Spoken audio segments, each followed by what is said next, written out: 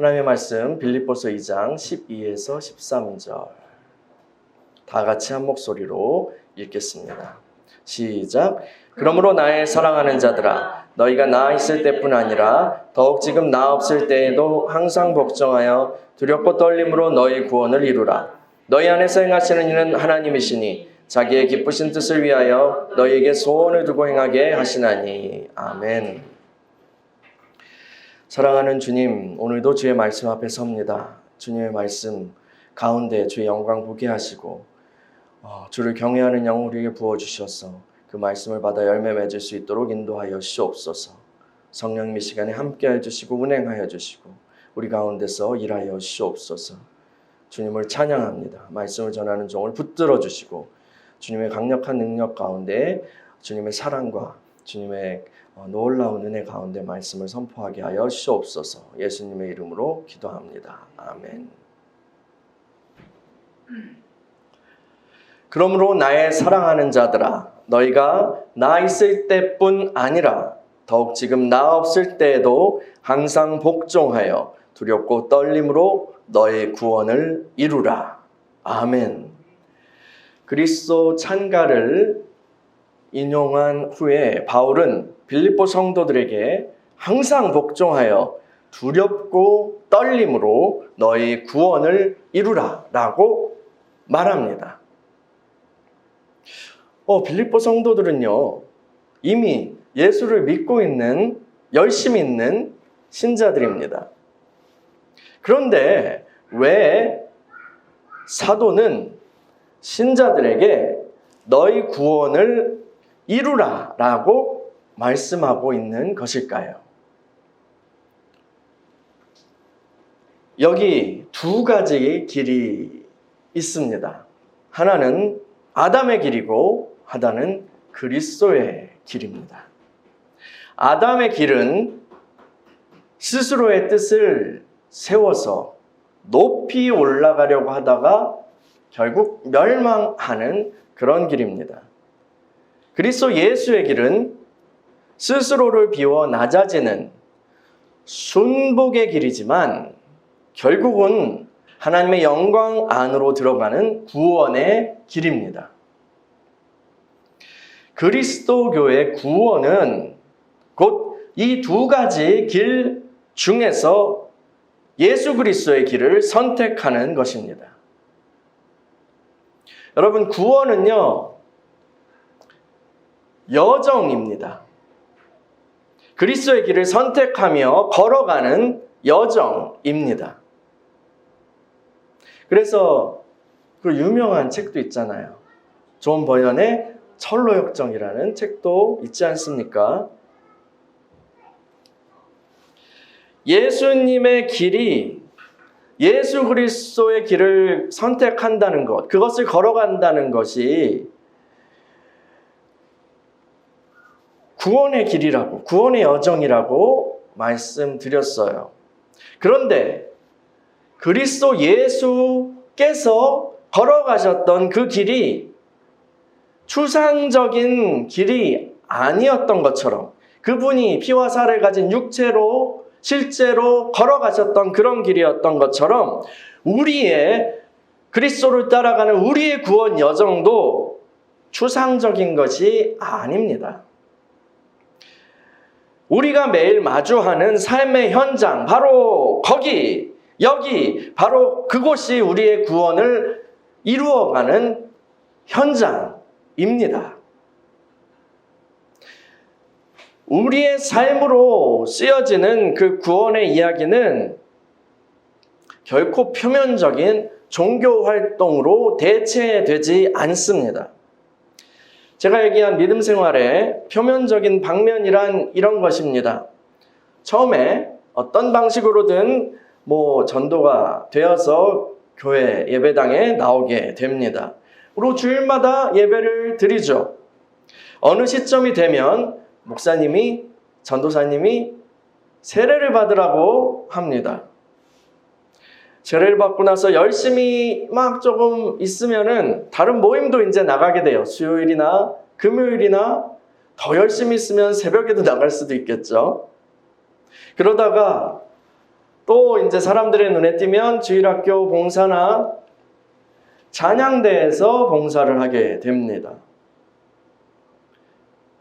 성실함이 인정되면 직분을 받게 되고 집사님이 되고 권사님이 되고 혹은 장로님이 되고 그렇게 되다가 이 세상이 이별할 때가 되면 기독교식으로 장례를 치르게 됩니다. 이것이 제가 얘기하는 표면적인 믿음 생활의 표면적인 방면이에요. 물론 이 속에도요 아름다운 이야기들이 있을 것입니다. 그러나 이 이야기들이 우리의 일상과 삶과 인격의 변화와 전혀 분리되어 있는 그런 것이라면 그것은 구원의 여정이라고 할 수 없습니다. 교회를 열심히 다니고 어떤 직분도 얻었지만 구원의 길과 전혀 상관없을 수 있는 거예요. 구원의 여정은 내가 하나님을 대하는 방식, 그리고 내가 이웃을, 다른 이들을 대하는 방식이 점점 더 변화되어가는 과정이라고 할 수 있습니다. 다시 말하면 나 중심의 사람이 하나님 중심, 하나님 나라의 중심으로 변화되어 가는 거예요. 이런 변화가 없다면, 이런 바뀌어지는 그런 것들이 없다면, 그래서 늘 똑같이 나 중심으로 내가 살아가고 있다면 구원의 길에서 한 발짝도 나가지 못하고 있는 것입니다. 그러나 매번 나만 생각하던 사람이 나의 안위, 나의 입장, 나의 명예, 나의 어떠함만 중시하던, 나의 소유 이런 것만 중시하던 그런 낮은 의식의 사람이 점차 주를 만나고 영혼이 깨어나서 이제 다른 사람들을 보고 그들의 입장을 헤아리고 급기야 하나님의 마음을 알아들일 수 있는 그런 아름다운 존재로 성장한다면, 그렇게 조금씩 변해간다면 이 사람은 구원의 길을 다름질하고 있는 것입니다. 여러분, 우리 마음에 그리스도를 주로 그리스도로 예수님 구원자로 모시겠다고 결단하는 것은 구원 여정의 시작일 뿐입니다. 문으로 들어간 거예요. 물론 이 결단까지 가는 것도 매우 어렵죠. 우리 전도 해보셔서 알잖아요. 그렇죠? 그리고 불신자 가정을 위해서 기도해 보셔서 알잖아요. 이 결단까지 가는 거 얼마나 어려워요. 그렇죠? 주님 영접하는 것은 좋은 일이고 하나님의 은혜 아니면 일어날 수 없는 일입니다. 그런데 그리스도인의 구원 여정은 거기서 시작되는 거예요. 어떤 남녀가 마음이 맞아서 이제 우리 사귀자라고 합니다. 누군가 남자가 고백을 하던 아니면 상대방이 고백을 하던 했을 수 있겠죠. 그런데 우리 사귀자 그래요 라고 하는 말이 그 교제 그 자체는 아니에요. 그렇죠? 사귀자 하고 액자에 이렇게 걸어놓을 거예요. 맨날 그것만 쳐다볼 거예요. 그렇지 않죠. 그것이 교제 그 자체는 아니에요. 예수님을 내가 영접합니다 라고 말했다는 것이 구원의 전부가 아니에요. 세례도 마찬가지죠. 그건 중요한 것입니다. 세례를 받지 않았다면 반드시 받아야 합니다. 예수님을 믿는다고 하는 사람이요. 그런데 결혼식만 딱 하고 나서 이제 서로 각자 살면, 결혼식만 딱 하고 나서 같이 살지 않으면 그거 부부라고 할 수 있겠습니까? 가짜 부부죠. 세례만 받았다고 해서 그것이 난 구원을 다 이루었어 라고 할 수 없는 거예요. 구원은 그 예수님과 그분의 길을 계속해서 걸어가는 것입니다. 계속해서 걸어가는 과정이고 여정이에요. 예수님께 말 한마디 툭 하고 천국 티켓 하나 딱 챙겨서 주머니에 넣고 헤어져서 살다가 마음대로 그냥 살다가 각자 살다가 숨질 때 다시 만나는 그런 것이 아닙니다. 구원은 일생 동안 천국 길을 걸어가는 여정입니다. 홍해를 건넌 이스라엘 백성들은요, 애굽에서 나왔지만 여전히 그 처음에 어땠어요? 그 존재는 어땠어요? 애굽의 노예 상태였어요. 노예와 같은 모습이었어요. 이들은 불순종하고 불평하고 거스르고 자기 생각대로 행했어요. 그게 몸에 완전히 배어 있었어요. 하나님을 섬기는 것도 자기 마음대로 애굽의 형태로 했었죠. 그래서 어떻게 했어요? 모세가 이제 산에 올라갔다가 안 오니까 금송아지를 만들어서 다른 신이라고 부른 게 아니에요. 이 금송아지를 보고 우리를 애굽에서 구원하신 여호와 하나님이다라고 부른 거예요. 하나님을 자기 식대로 섬긴 거예요.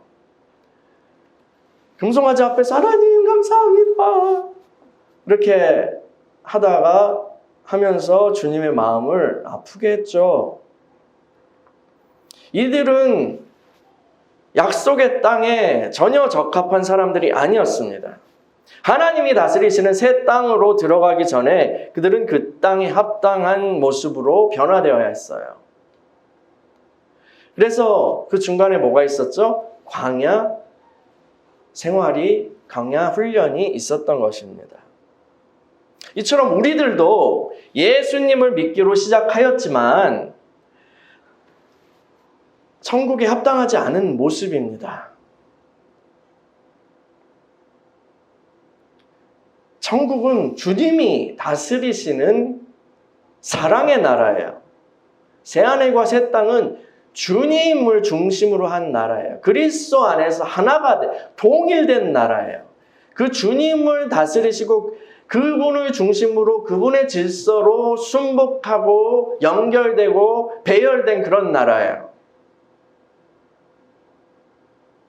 그곳에 합당한 존재는 천국 백성은 주님께 순복하고 또 주님의 그 통치, 그 주님의 사랑을 드러내는 사람입니다. 그런데 우리들은요, 방금 전까지만 하여도요, 아담의 후손으로 흑암의 나라에서 뱀의 밥으로 살아왔습니다. 완전 어그러진 존재입니다. 그런 우리가 주님의 사람으로 변화되어 간다고 할 때 그런 우리가 주님의 사람으로 변화되어 가는 그런 과정이 어떨까 한번 생각을 해보자고요. 공사 견적을 한번 내보세요.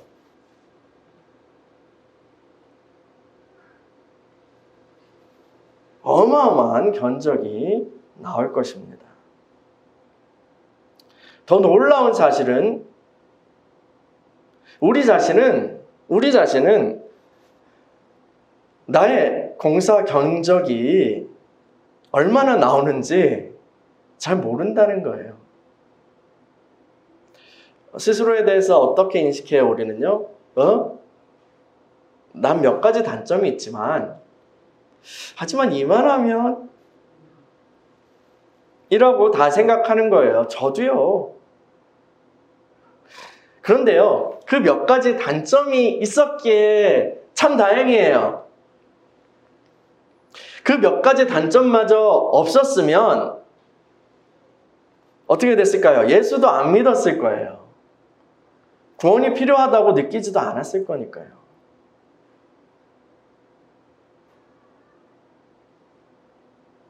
난 몇 가지 단점이 있지만 그 정도는 괜찮아. 그래서 이것만 좀 다듬으면 그래도 뭐. 그런데 막상 공사 들어가 보면, 첫삽을 딱 떠보면 어떻게 됩니까? 배를 열어보면 어떻게 됩니까? 바울이요, 인생 후반부에 쓴 것으로 알려진 디모데 전서에 보면 그는 자신을 가리켜 뭐라고 표현하죠? 죄인 중에 내가 괴순이라 라고 표현합니다.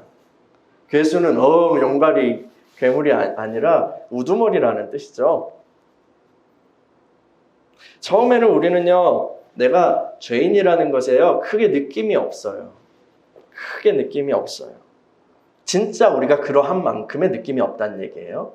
전혀 없다는 얘기가 아니라 그냥 몇 가지 죄된 나의 어떤 행위들에 아파하는 정도입니다. 그런데 주님의 빛이 가까이 올수록, 우리가 주님을 따라서 계속 가고 주님의 빛에 계속 쏘일수록 우리는 완전히 가망 없는 썩은 씨체 같은 악취를 풍기는 나 자신을 발견하게 됩니다. 순수하고 정직하게 구원의 길을 추구하는 그런 사람들이라도 이런 충격적인 나 자신의 모습, 그 실존 앞에 서면요, 돌아서고 싶어집니다. 사실 거기까지 오는 것도 어려운 일이에요. 대부분의 사람들은요, 교회 안에 있더라도 내가 봉사가 필요하구나라는 그런 사실 자체도 인정하지 않고 받아들이지도 않습니다. 그냥 인정한다고 해도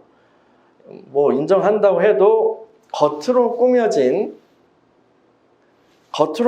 어떤 인격만, 사회적 인격만 조금씩 손보아 갈 뿐, 그 이미지만 조금씩 수정할 뿐 가면을 벗으려고 하지도 않죠.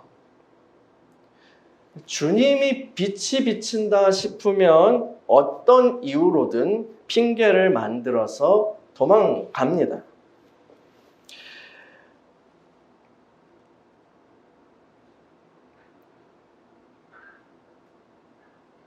좋은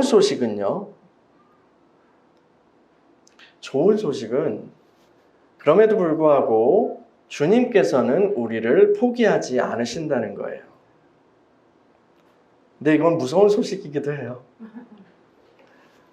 주님은 그분이 가진 모든 자원을 동원하셔서 나를 천국에 합당한 존재로 만들어 가십니다. 쉬지 않으시고 그 작업을 해나가시는 거예요. 그리고 그 모든 자원과 예산도 주님이 이미 다 지불하셨어요. 그래서요, 우리가 스스로 내키지 않아 하더라도 주님의 공사는 계속 되는 거예요. 주님은 그 여정에서, 구원의 여정에서 우리의 반역적인 기질을 순복하는 기질로 바꿔가십니다. 우리는 내가 스스로 판단하고 생각하고 나 중심으로 내가 옳다고, 내가 제일이라고 생각하며 살아왔어요. 이것은 아담에게 물려받은 반역 기질입니다. 그런데 주님은 이것을 제거하시고 부드러운 마음으로 우리를 세워 가십니다. 반역 기질에서 순복 기질로 변화되는 게요, 주님의 말 한마디로 되면 얼마나 좋을까요? 얘야, 내 말을 잘 들어라 라고 주님이 말씀하시고 우리가 네 주님, 이렇게 이 과정이 끝난다면 얼마나 좋을까요? 근데 그렇지 않죠. 대부분 그렇지 않습니다.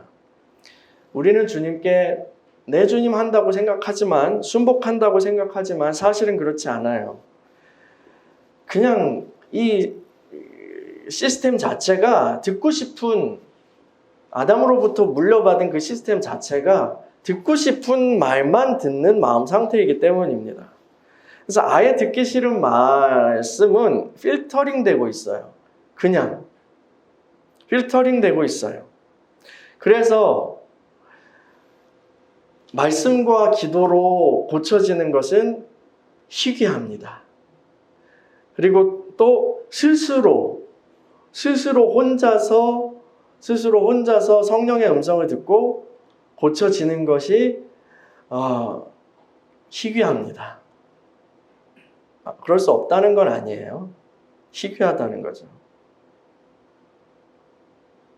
왜냐하면 내 안에서 이미 들을 수 있는, 소화할 수 있는 말만 들리기 때문이에요.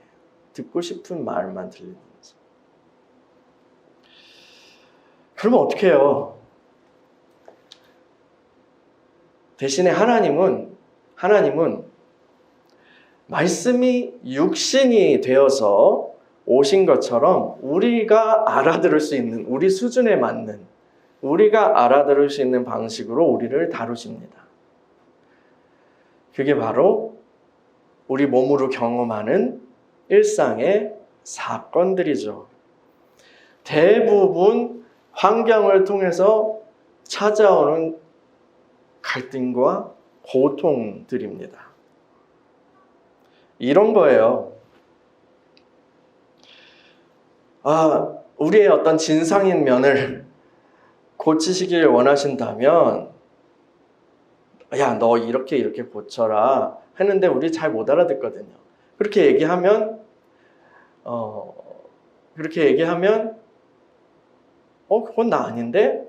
라고 하거나, 아니면 뭐 말씀이 들려온다든가 할 때도 김 집사가 이 자리에 있어야 되는데 하는 게 우리 인지상정이라는 거예요. 이 시스템이라는 거예요. 그래서 하나님은 어떻게 하시냐면, 이 어떤 거를 고치려면 나보다 더 진상인 사람을 붙이셔서 공사를 진행하시는 거예요. 또 때로는 이상한 사건들을 경험하게 하셔서 내 판단이, 나 지금까지 이 머리법 믿고 살았는데 근데 이상한 사건들을, 이것이 안 통하는 그런 사건들을 경험하게 하셔서 이게 아주 허접하구나 라는 것을 드러내십니다. 그런 고통을 통해서 우리의 고집과 아집을 꺾으시죠. 교만과 자신감을 내려놓게 하십니다. 또 권위적인 어떤 사람을, 굉장히 권위적인 사람을 딱 붙이셔서 그래서 길을 꺾어버리시죠. 제 얘기예요.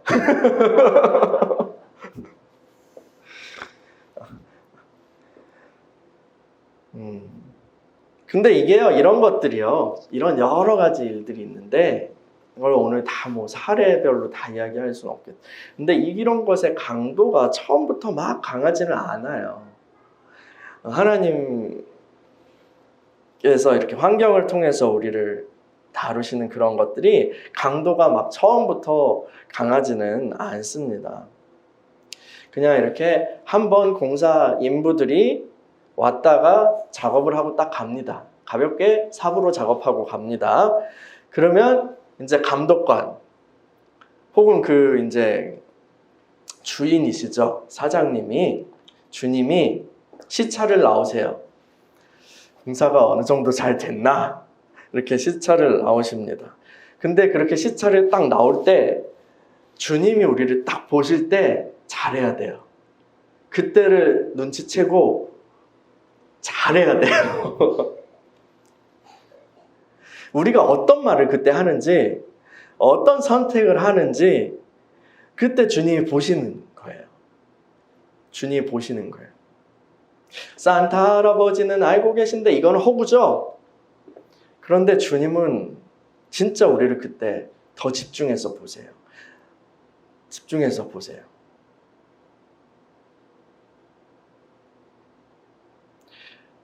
칠판 나와서 뭐 문제 풀라고 해서 선생님이 문제 풀 때는 잘 못하면 꾸중 듣고 말죠. 그런데 시험 때 그 문제를 틀리면 이거는 기록으로 남는 거예요. 심지어 낙제까지 할 수 있는 거죠. 아까 우리 어린이 예배 때 그런 케이스가 얘기했죠. 그게 이스라엘 백성의 경우에는 12명의 정탐꾼, 그 중에 10명은 가나안 땅을 폄하하고 걱정스럽고 불평하는 말을 했고, 여호수아와 갈렙은 믿음의 말을 했어요. 근데요, 거기서 이제 이스라엘 백성이 그 하나님 보시는 거예요. 어느 쪽인지. 근데요, 누구를 택했어요? 이 10명 쪽을 택했죠. 그리고 그 10명과 같다는 것을 보여준 거예요. 아, 얘네들 안 되겠는데 하신 거죠. 그 주님이 우리를 딱 보실 때가 있어요. 그 여정을 딱 하고 작업을 하시고 나서 딱 보실 때 주님이 원하시는 말이나 행동을 내가 하면 통과. 다음 단계로. 근데 못 미치면 다시 똑같은 공사가 시작되는 거예요. 근데 이런 거고 주님이 이렇게 딱 오실 때 사장님이 오신다, 사장님 오십니다 막 하고 막 해가지고 딱 알아차리면은 눈치 봐가지고 잘할 수 있잖아요. 근데 주님이 알게 오실까요? 잘 인지하지 못하게 오실까요? 보시려고 하는 그 시점. 그때요, 우리가 인지하기 쉽지 않아요. 근데 사인은 있어요. 딱 그때 영적인 어떤 긴장감을 가져야겠다라는 마음, 그런 마음들, 또 괜히 막 기도하고 싶은 마음들, 이런 영적인 어떤 긴장감이 여러분한테 있을 수 있고, 그리고 또,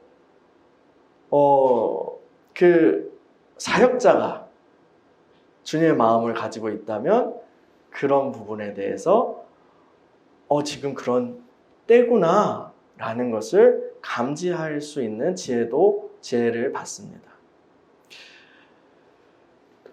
근데요, 이제 그 공사를 잘 해가지고 주님이 오셨을 때 봤을 때 흔들어 봤을 때 이거 훌륭하게 공사가 됐구만 하면 통과이지만 아니면 X라고 그랬잖아요. X면은 그렇군 하고 그냥 끝나는 게 아니라 다시 똑같은 공사가 시작돼요. 그런데 더 큰 규모로. 전에는 인부들이 그냥 삽 하나 이렇게 들고 왔다면 그 다음에는 이제 삽차, 포크레인을 들고 옵니다. 주님의 의도를 제대로 알아들이지 못하면은 광야에서 38년을 돌다가 죽은 이스라엘 1세대처럼 되는 거예요. 우리의 이야기도요. 예수님께서 자기를 비워서 종의 형체가 되시고 아버지의 뜻에 순복하신 것처럼 주님께서 우리도 그렇게 되기를 바라십니다. 그런데요, 그 노래 가사도 있잖아요. 내 속에 내가 너무도 많아 당신의 거할 곳이 없다라고. 이 하덕규 씨가 만든 가시나무란 노래잖아요. 근데 그분의 어떤 신앙적인 고백이었던 거죠. 내 속에 내가 너무 많으면 주님의 말씀이 들어올 수가 없어요. 순복하기 원하시는데 아예 주님의 말씀이 들어올 수가 없어요. 내 속에 내가 너무도 많아서요. 내 생각이 주님의 생각을 쳐내기 때문입니다. 여러분 좋아하는 반찬 있을 때 젓가락 싸움 해보셨어요? 딱 하고 탁탁탁 해가지고 딱 하는 것처럼 주님의 생각을 쳐내기 때문이에요. 내 것을 포기하지 않으려고 하죠. 그게 좋으니까요.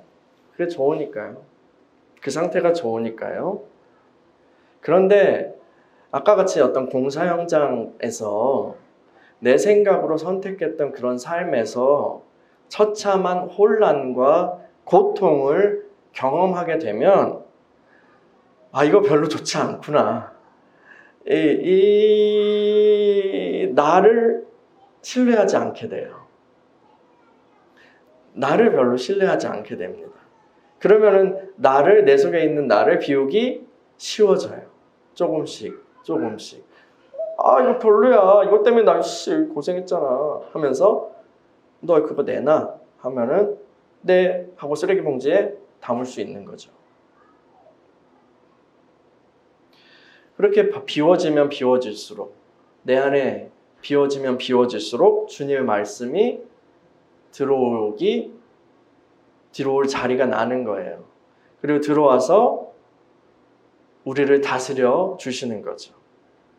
순복의 기질이 되는 거예요. 우리가 주님 앞에 순복하는 그런 기질이 되면 우리 안에서 말씀이 이루어지기 시작합니다. 예수님의 생명이 드러나기 시작합니다.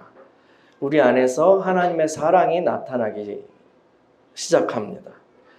아까 얘기한 천국에 합당한 그런 존재가 되는 거예요. 이것이 구원을 이루어가는 것입니다. 구원을 이루어가는 거예요. 교회는요, 이 구원을 이루어가는 사람들의 모임입니다.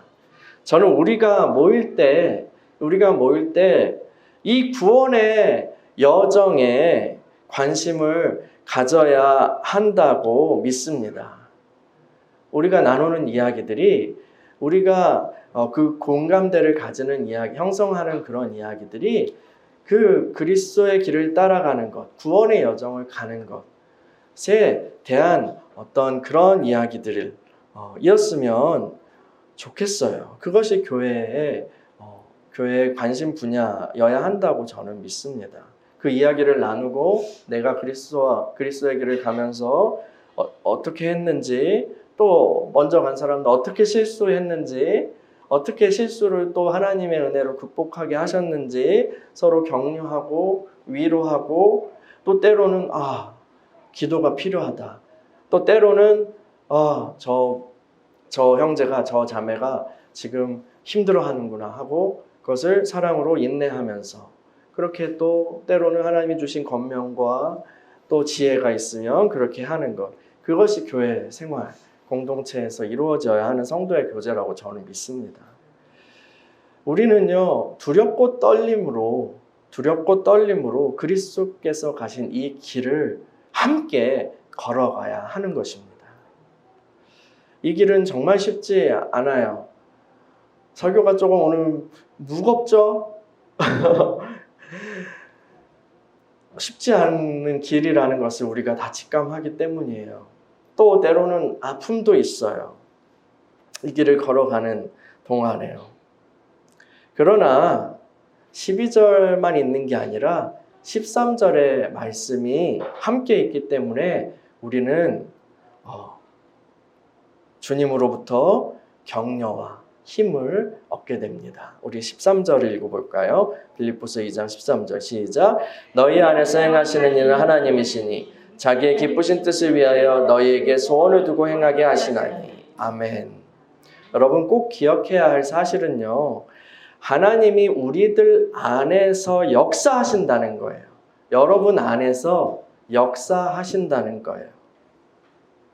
하나님은 우리에게 주님의 기쁘신 뜻을 이루어가는 그 구원의 여정을 걸어갈 수 있는 갈망과 또한 능력을 공급해 주십니다. 바로 여러분 안에서요. 우리 안에서요. 우리 스스로의 힘만으로요, 우리 스스로의 마음만으로 이 길을 가야 한다면 아마 갈 수 없을 거예요. 그런데 먼저 그 길을 가셨고 죽기까지 순종하셔서 아버지의 뜻을 다 이루신, 아버지께 영광을 돌리신 그 주님께서, 그 예수님께서 저와 여러분 안에 계십니다. 그 그리스도께서 저와 여러분 안에 계십니다. 그 주님이 우리 안에서, 여러분 안에서 우리에게 소원을 주시고 그 길을, 하나님이 기뻐하시는 그 길을 걷게 하시는 거예요. 그리고 그 걸어갈 수 있는 힘도 공급하시는 거예요. 그 에너지도 주시는 거예요. 마침내 여정의 끝에서, 우리가 그 여정의 끝에서 그 길을, 주님의 그 길을 걸어가다가 마침내 그 여정의 끝에 도달하게 되면 영광의 주님께서 저와 여러분을 반갑게 맞아주실 것입니다. 그리고 그분께서는 여러분을 아주 사랑스러운 눈빛으로 쳐다봐 주시고 따뜻하게 안아주시고 말씀하실 거예요. 수고했다, 딸아, 사랑하는 아들아, 착하고 충성된 나의 종아, 수고했어. 이제 나와 함께 나의 영광을 함께 누리자. 여러분, 마지막 날에 우리 모두가 다 그렇게 되기를 소망합니다. 그러니까 힘들더라도 함께 이 길을 걸어갑시다. 항상 복종하여서 두렵고 떨림으로 우리의 구원을 이루어 가십시다. 우리 같이 기도했으면 좋겠어요.